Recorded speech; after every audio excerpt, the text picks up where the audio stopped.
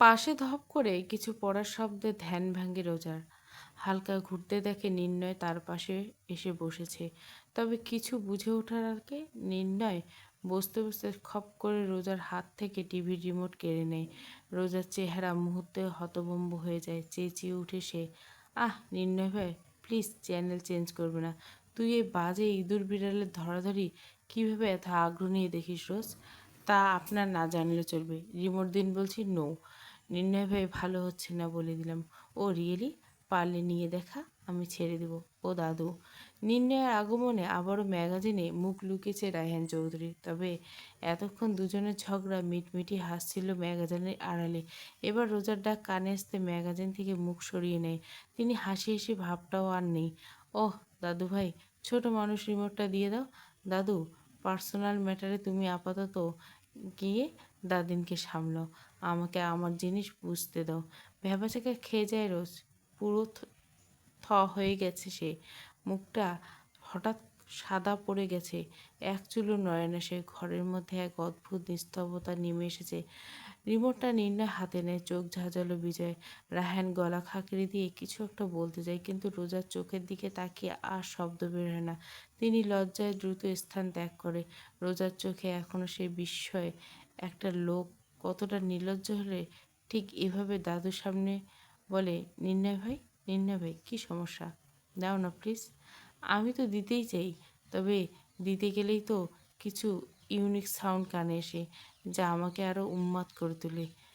Believe me জান, ওরা আমাকে ডাকছে, পাগলের মতো চিৎকার করছে, বারবার বলছে, যারা যারা touch me, touch me, touch me. সন্ধিহান চোখে তাকায় রোজা, চোখে অবিশ্বাসের ছাপ। কৌতূহলী দৃষ্টি ছুড়ে নির্ণয়ের দিকে। কারা ডাকছে তোমায়? ওয়েট ওয়েট, পরিঠরি আবার ধরেনি তো তোমাকে? হায় হায়, কে আছো? মুন্সি ডাকো, ঝাড়ু আনো। নির্ণয় ভাই, পরি ধরছে, আমার সতীন এসেছে। এই মেয়ে চুপ। নির্ণয় রাগে ফুটছে, কণ্ঠে ঝড় তোলা ধমক। চোখ দুটো জ্বলছে বিদ্যুতের মতো। এক ধমকে চুপ করিয়ে দেয় রোজার মুখ। রোজার চোখে বিস্ময় আর এক ফোঁটাও নেই, কিন্তু ঠোঁটের কোণে এক চিলতে ঠাট্টা, যেন চুপ করেও সে জিতে গেল। এতক্ষণ পুরো ঘটনা যেন আগুন ধরিয়ে ছাড়ছে কারো মনে। ইতিমধ্যে ফুলতে শুরু করছে কপালের রক। দাঁতে দাঁত খিঁচে ধরে রেহান, তবে কণ্ঠের নম্রতা এনে শান্ত ভঙ্গিতে বলে, কী দেওয়ানো কথা চলছে এখানে? রেহানের কথায় যেন একরাশ বিরক্তি এসে ভর করে দুজনে। রোজার চোখে চোখ রেখে রেহান বেয়াক্কেলের এক হাসি দিয়ে মুখ ঘুরিয়ে নেয় টিভির দিকে। কটমটিয়ে উঠে নির্ণয় একরাশ ক্ষোভ নিয়ে দাঁত খিঁচে বলে, কাবাবের হাড্ডি আমার একদম পছন্দ না। আর যদি হয় তোমার মতো শক্ত হাড্ডি, তা তো আমারও পছন্দ না। তাই আমি ছুঁড়ে ফেলার আগে নিজে কেটে পড়ো, নয়তো কুত্তার পেটে গিয়ে খিচুড়ি হবা। বেশ অপমানিত বোধ করে রেহান রাগী চোখে তাকায় নির্ণয়ের চোখ, তবে নির্ণয়ের দিকে সেদিকে খেয়াল নেই।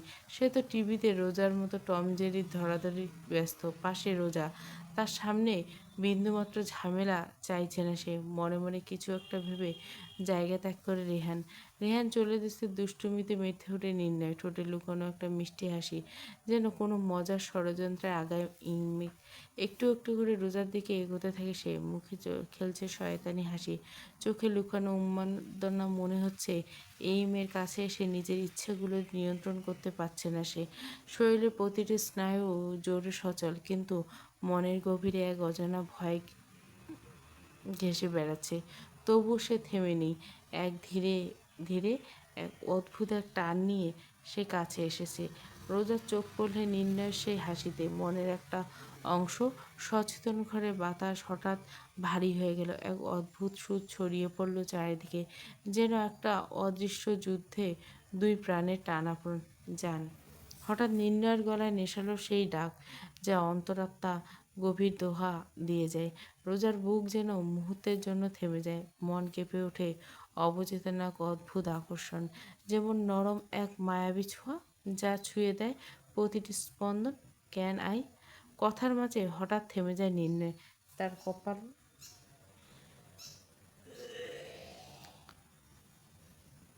তার কপালে জমে যায় ঘামের ছোট ছোট বিন্দু, যেন অদৃশ্য কোনো বৃষ্টি স্পর্শ করেছে। চোখে এক অদ্ভুত আশঙ্কা আর যুদ্ধের ছাপ, যা বলে দিচ্ছে ভেতরে কতটা ঠিক, তত কতটা তুমুল অস্থির। মন যেন ঝড়ো সমুদ্রের মতো বহু তরঙ্গ আসছে পড়ছে। তবু সে চেষ্টা চালিয়ে নিজেদের মধ্যে লড়াই চালিয়ে যেতে। শ্বাস কাঁপছে, ঠোঁটের কোণে হালকা কাঁপুনি, পাশের বাতাসও যেন থেমে গেছে। শুধু তার এই অস্থিরতা চারিদিকে ছড়িয়ে পড়ছে। এক ফাঁকে যেন অন্তরাল থেকে কেউ চিৎকার করছে, কি হয়েছে নির্ণয় ভাই? আহ, আপনি এমন করছেন কেন? রোজ মেরে যান, আমার অক্সিজেন চাই। নির্ণয় ধীরে ধীরে একদম চলে আসে রোজ কাছে। তারপর নিঃশ্বাসের অগোচর পড়ছে রোজার মুখে। দুই হাতে আলতো করে চেপে ধরে রোজার দুগাল। নির্ণয়ের চোখ গভীর। রোজার বুকের স্পন্দন দ্রুত চলছে, কেঁপে উঠতে থাকে শরীর। নির্ণয় ধীরে ধীরে মুখ ঘেঁষে নিল রোজার গালে। তার নিঃশ্বাস ছুঁয়ে গেল রোজার হৃদয়ে, যেন একটা নরম ঢেউয়ের মতো লয়ে ওঠে। মুখ থেকে নিঃশ্বাস ছুটে গেল। জান প্লিজ, কি একটু অক্সিজেন দে, দেখ মরে যাচ্ছি। নির্ণয় হুস, কোনো কথা নাই, আমার তোকে খুব প্রয়োজন রোজ, প্লিজ একটু। নির্ণয়ের কণ্ঠে একবার নরম, গলার স্বর যেন তার ভেতরে তৃষ্ণা প্রকাশ করছে। নিঃশ্বাস ঘন হয়ে আসছে তার। ধুর সরুন তো, আপনার রোমাঞ্চের খেতা পুরি। নির্ণয় থমকে যায়, চোখে অবিশ্বাস, যেন কেউ তার হৃদয় থেকে জল ঢেলে দিয়েছে। সব সময় আপনার মাথায় এইসব চলে? রোজার মুখ ঝামটা খেয়ে কিছুটা পিছিয়ে এসে নির্ণয় সোফায় মাথায় এলিয়ে ফোঁস করে নিঃশ্বাস ছাড়ে। দু হাতে মাথা চেপে ধরে বসে থাকে কিছুক্ষণ।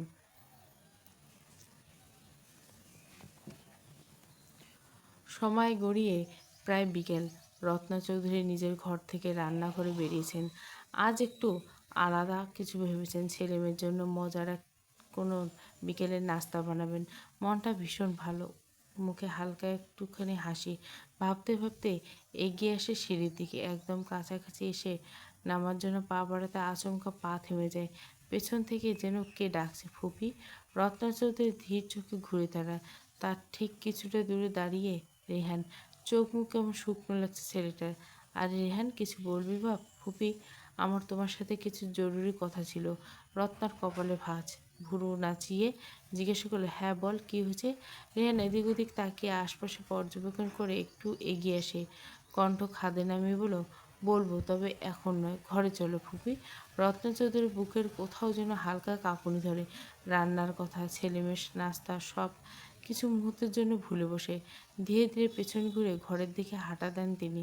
এক নিঃশ্বাসে ভারী হয়ে উঠছে চারিপাশের বাতাস। ঘরে ঢুকে বিছানায় গিয়ে শান্ত হয়ে বসেন।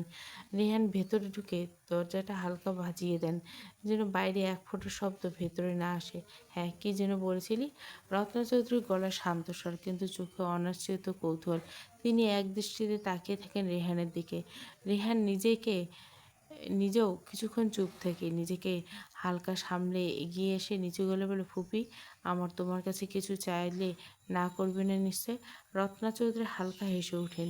নিজের ডান হাতটা রাখেন রেহানের মাথায়, হালকা এলোমেলো করে দেন রেহানের চুলগুলো। আবারও শান্ত কণ্ঠে বলেন, পাগলা ছেলে আমার, বল কি চাই তোর? মেহেরিন কোনো প্রকার ভনিতা ছাড়াই উত্তর দেয় রেহান।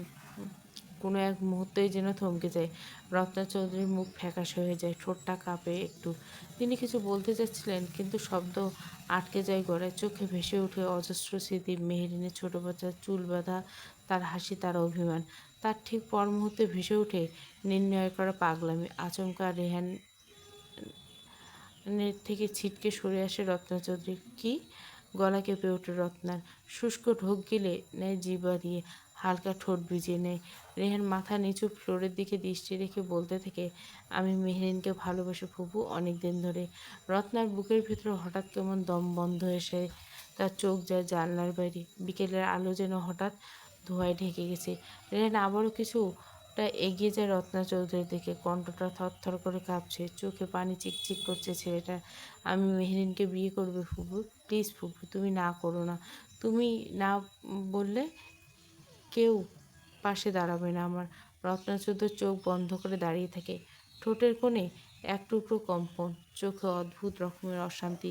মনে হয় যেন কোনো এক পুরনো কাফিনে ঢাকনা খুলে গেছে, যার ভেতরে আছে বিস্মিত চাপা পড়ার কিছু যন্ত্রণা, কিছু অভিশাপ। তার গলা শুকিয়ে আসে। বহু কষ্টে তিনি বলেন, রেহান, এই বিষয়ে আমি আবার কখনো আমার সামনাসামনি হবে না তুমি। রেহান থেমে যায়। সে ভেবেছিল হয়তো মিসেস চৌধুরী তাকে শান্ত করবে, রোজাকে পেতে সাহায্য করবে, কিন্তু ফুপু। রত্নার কণ্ঠে এবার কঠিন অবিচল। তিনি ধমকে ওঠেন রেহানকে। আমি যা বললাম তাই, সেটাই শেষ কথা। মেহেরিনকে নিয়ে এসব আর কখনো যেন আমি না শুনি। কিন্তু কেন?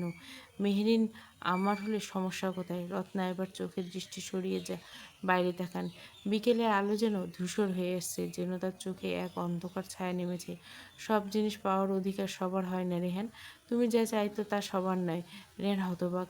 মুখে কোনো কথা নেই, মাত্র বলা কথাগুলো যেন হজম করতে পারে না। তুমি কি বলতে চাইছো ফুপি? রত্না চৌধুরীর চোখের দৃষ্টি জানলার বাইরে স্থির। তিনি কণ্ঠস্বর যেন ছুরির মতো কেটে যায় বাতাস। নির্ণয় রোজার বিয়ে অনেক আগে হয়েছে রেহান, সেই ছোটবেলায়, যেটা চাইলেও আমি অস্বীকার করতে পারবো না। রোজার জীবনে বিন্দুমাত্র সিদ্ধান্ত তো দূর, নির্ণয়ের অনুমতি ছাড়া ওর গায়ে হাত লাগানোও নিষিদ্ধ। রেহান থমকে যায়। কিছু সময় নিশ্চুপ থেকে সময় বয়ে যায়। বুকের কোথাও যেন হারানো ঘণ্টা তাল বাজিয়ে যায়। কিন্তু এই বিয়ে তো? হাত উঁচিয়ে থামিয়ে দেয় রত্না চৌধুরী। জানলা থেকে দৃষ্টি সরিয়ে ঘুরে দাঁড়ায় রেহানের দিকে। আমি জানি তুই কি বলতে চাইছিস। তাহলে কেন ফুপি আমি ওকে পাবো না?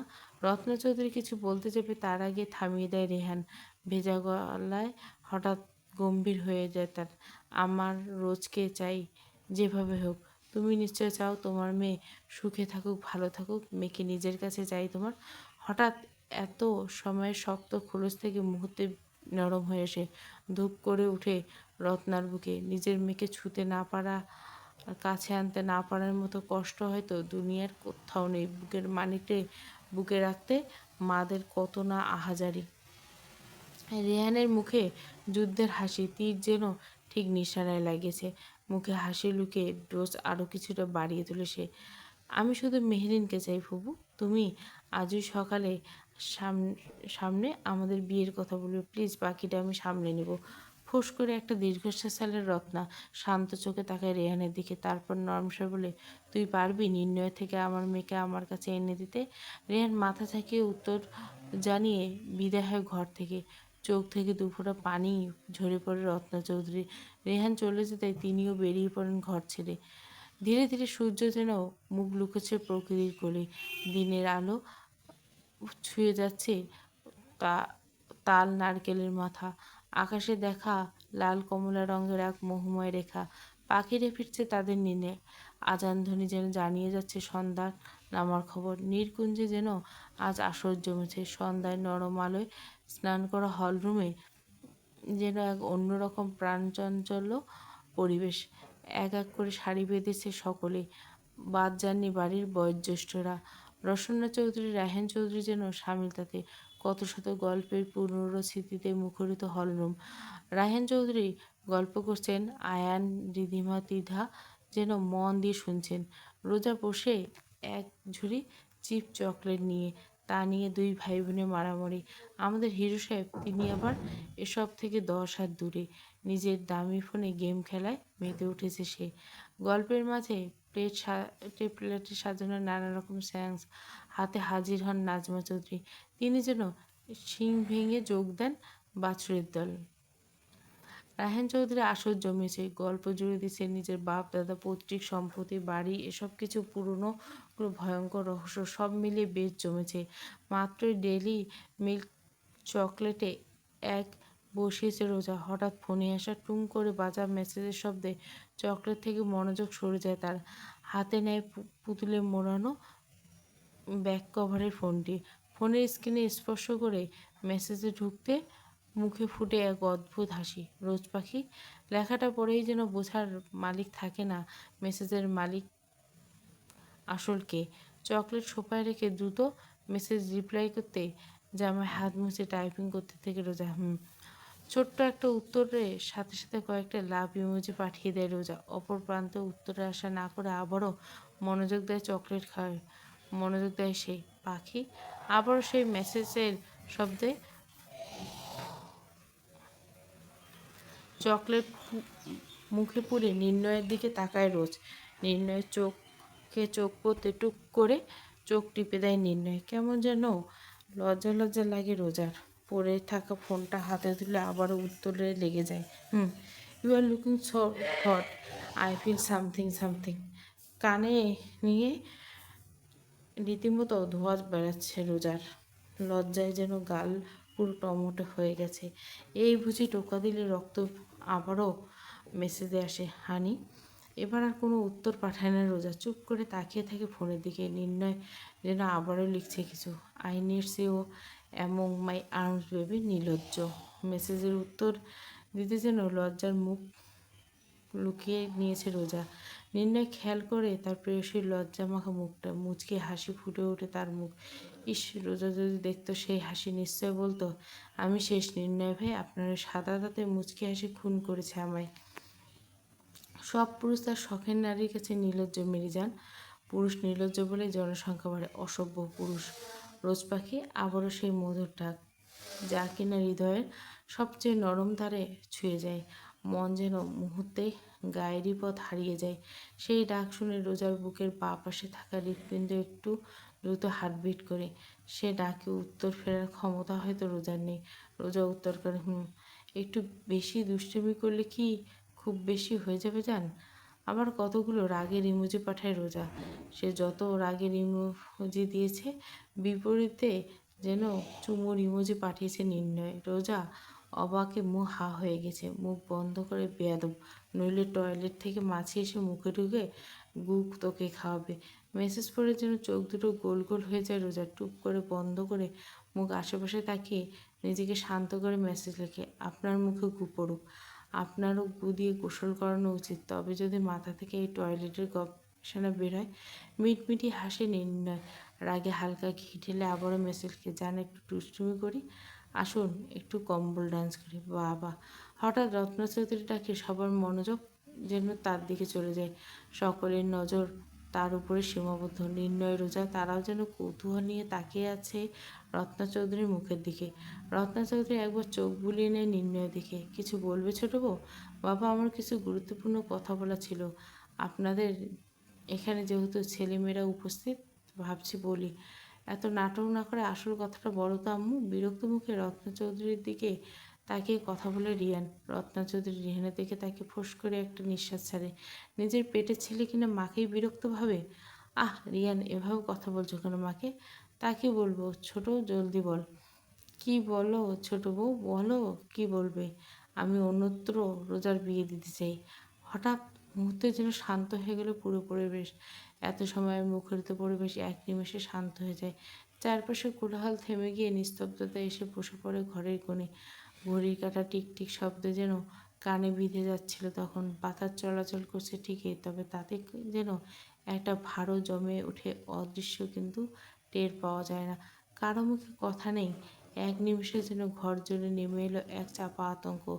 একটা অদৃশ্য চোখ যেন সবার উপর নজর রাখছে, এমন এক অনুভূতি। কি বললে ছোট বউ? রওশনা চৌধুরীর অবুঝ কথায় হালকা ভড়কে যায় রত্না চৌধুরী, তবুও আর শান্ত সে, একদম কঠোর। আমি রোজার অন্যত্র বিয়ে দিব। আহ ছোট মা, অহেতুক মেয়াদ উত্তীর্ণ খাবার খাইয়ে নিষ্পাপ এক ছেলেকে পেট খারাপ করতে চাইছে বলো তো? নীরবতার মাঝে নির্ণয়ের বলা কথাগুলো যেন প্রাণ নিয়ে আসে হলরুমে। রিয়ান হালকা মুচকে হাসে। সকলের ঠোঁট চেপে কেমন হাসছে। রত্না চৌধুরী আশেপাশে একবার তাকিয়ে দেখে সকলের মুখভঙ্গি। কি বলছো এসব? বলছি মেয়াদ উত্তীর্ণ খাবার সেল করে মারতে চাইছো? এতই যখন বিজনেস করার শখ, তো চাচ্চুর বিয়েটা আবার দেওয়া হোক, কি বলো সকলে? এবারও যেন মুখ টিপে হাসছে সকলে, রোজাও নিজেও তাই। অসভ্য নির্লজ্জ ছেলে, কি বলছো এসব? তা আমার মুরগি আপনি শেয়াল কুকুরের ভাগে দিবেন, আমি বুঝি আঙুল খাবো? কে তুমি? আমি তো আপনার ছোট্ট মুরগির বাচ্চার স্পেশাল ভিটামিন। হোয়াট? উহ, ছোট্ট মা, তোমার মুরগির বাচ্চাকে নাদুস নুদুস বানাতে কেবল আমার এক ডোজই যথেষ্ট, যা অলরেডি প্রয়োগ করা হয়েছে। ফলাফল পেতে একটু অপেক্ষা করুন। এই ছেলে কি বলছো এসব? পাত্র খেয়ে বাবা, আপনি অনুমতি দিলে রেয়ানের সাথে আমি রোজার বিয়ে দিতে চাই। এটা রোজার বাবা ফিরলে তাকে জানানো হবে। হবে না, হবে না, কুকুরের পেটে ঘিও হজম হয় না আম্মু। রিয়ান, আমারে ধমকে লাভ নেই। তোমার ওই লেজ কাটা ভাইপোকে আমার বোনের থেকে দূরে রাখো, নয়তো পকেটে করে রাস্তায় কুকুরের মাঝে তার মাংস তেহারি বিতরণ হবে। প্রণয়ের প্রথম পুরুষ পর্ব 13। ভালো লাগলে অবশ্যই লাইক, শেয়ার এবং সাবস্ক্রাইব করবেন।